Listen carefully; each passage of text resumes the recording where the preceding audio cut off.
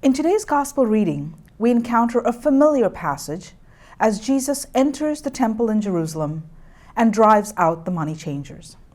We may have heard this Gospel passage before, but as we hear it again today, we might ask the question, why is Jesus angry at those outside the temple?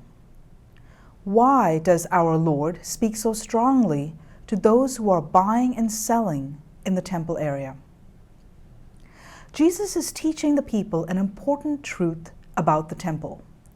Throughout the history of Israel, the temple was the sacred place in which God dwelt among his people. The temple was the holy ground on which the presence of the Lord was encountered.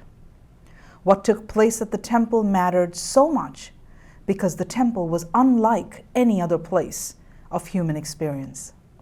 It was the place where God's very presence was experienced.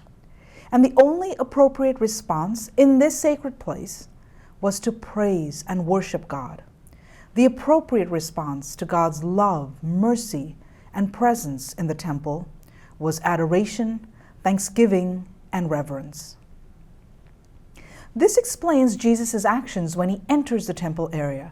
He begins to drive out those who are selling and buying there. He even overturns the tables of the money changers and the seats of those selling doves.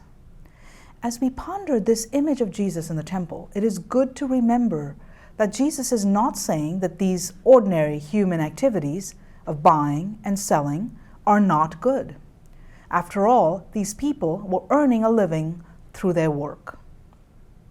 Rather, Jesus is reminding them of the need for reverence and respect for God in the sacred area of the temple. The temple of the Lord was not the appropriate place for these everyday human activities. The temple was an extraordinary place where God himself dwells.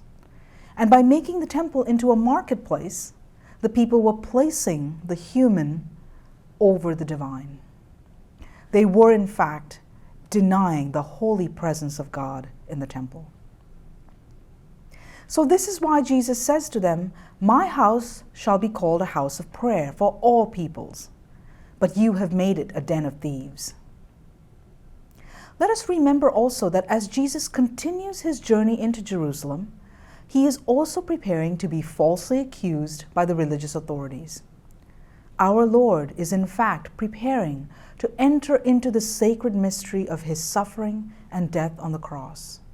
And as the Son of God, Jesus is the new temple in which God dwells on earth. So as he drives out the money changers from the temple, Jesus is not only teaching the people about the temple building, he is also revealing to them the truth about himself. So as we ponder this gospel reading today, let us pause to reflect on how we can show greater reverence to the Lord.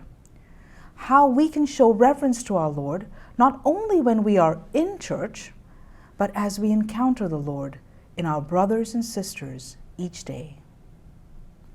Have a blessed day.